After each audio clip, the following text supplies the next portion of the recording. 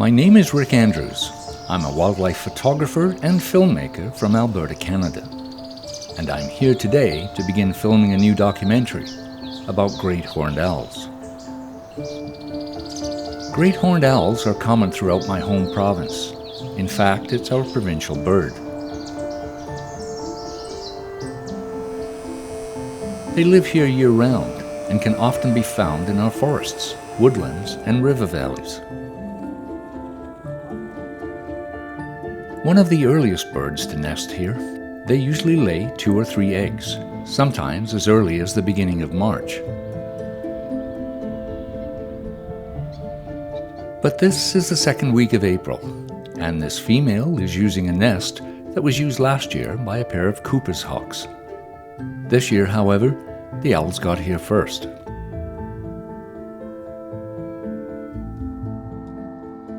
By late April, this mother is caring for her nestling, which is about a week and a half old.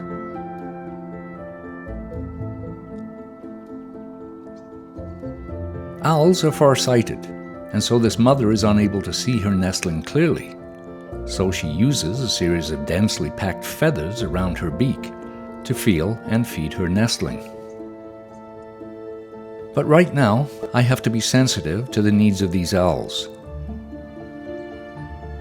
The nestlings are still quite vulnerable, and I don't want to unduly disturb them. So for now, I'll leave them alone and come back in another week or so.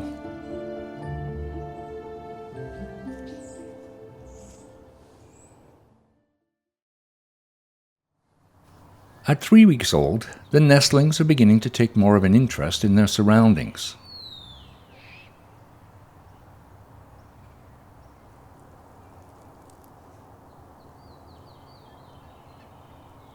This nest is located in a woodland, close to a railway bridge, where several times a day they are subjected to the sounds of passing trains.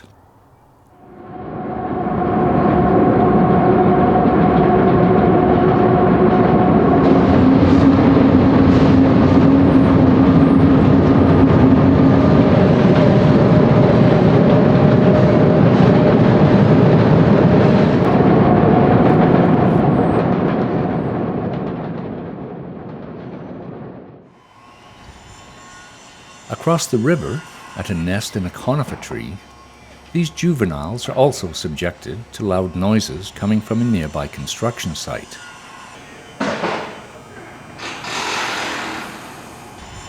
Yet, like the owls at the bridge nest, they don't seem to be overly concerned by it.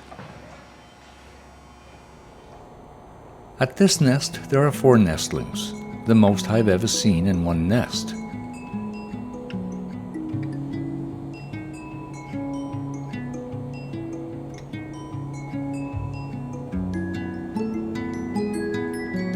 They all appear to be healthy, and from the feathers around the base of the tree, they seem to be eating very well. Owls are unable to digest bones and feathers, so they collect in their gizzards until their bodies encapsulate them in a pellet, which they then regurgitate. I'm curious to find out what they've been eating, and decide to take a cast pellet home to find out. After taking it apart, I found a crow's foot and feathers, as well as the skeletal remains of what could be a mouse or a vole. Great horned owls have one of the broadest diets amongst North American owls, ranging in size from small invertebrates to rodents and rabbits, as well as large birds, including ducks and geese.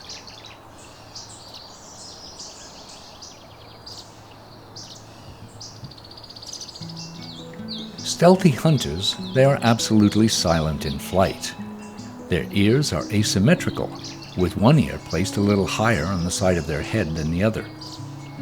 Together with their facial disc feathers, which act like a radar dish, they can tell which direction the sound is coming from by the minute time difference it takes to reach each ear. By turning their heads until sound hits both ears simultaneously, the owl is able to look in the exact direction from which the sound is coming.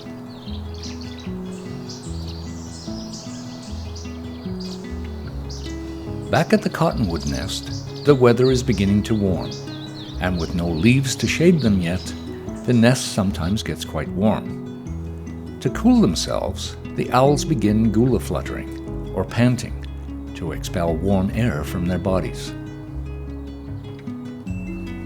At 3 weeks, the ear tufts of nestlings are already beginning to form as small, compact patches.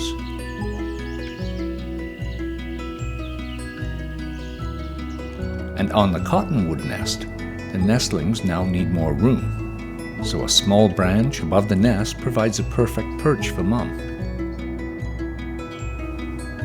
Confined to the nest to feed and protect the nestlings, it's important that she keeps herself well groomed.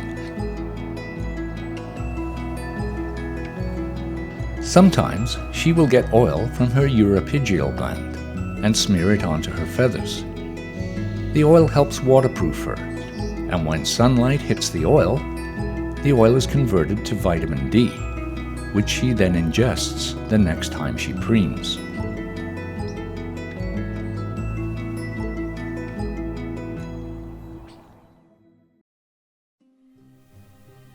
The nestlings continue to grow quickly, and at 5 weeks, this pair are moving around the cottonwood tree and climbing to some of the higher branches. Known as branching, together with stretching and flapping their wings, it's a sign they are getting ready to fledge.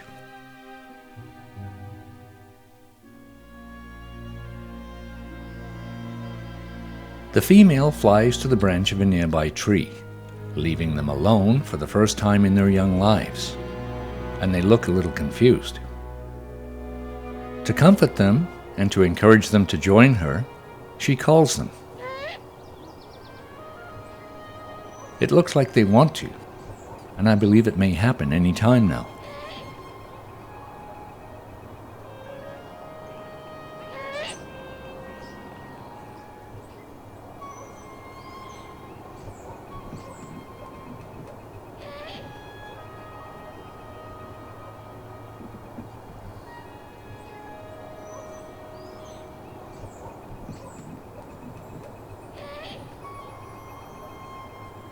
But they appear nervous and begin preening each other for comfort.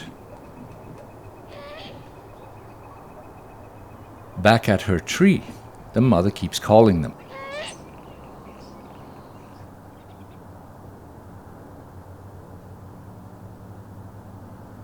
And although they look like they really want to join her, they're still not quite ready. It's now well after sunset, and I'm losing the available light, but I really want to see them fledge. Using infrared light, I stay as long as I can.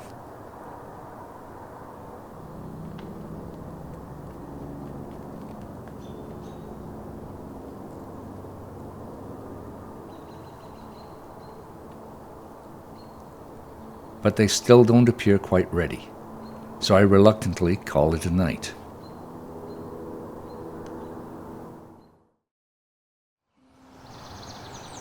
Early next morning, I find the fledglings in the same tree as their mother.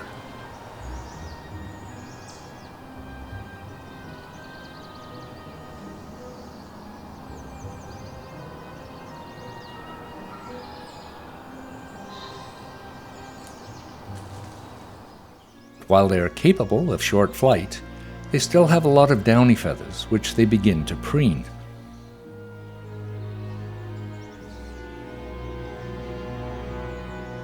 As their adult feathers begin to grow in, the shafts of the feathers are filled with blood, which provides nutrition to the growing pin feathers.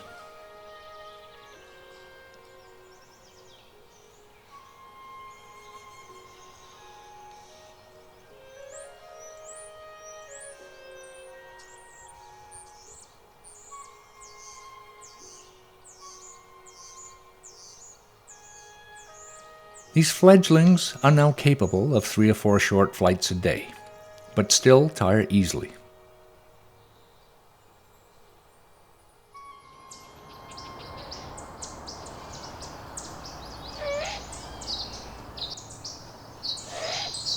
After leaving the nest, the female continues to call the juveniles and keep them close together for the next few weeks. During this time, the juveniles will often roost together in the same tree, while the adults stay close by to protect them.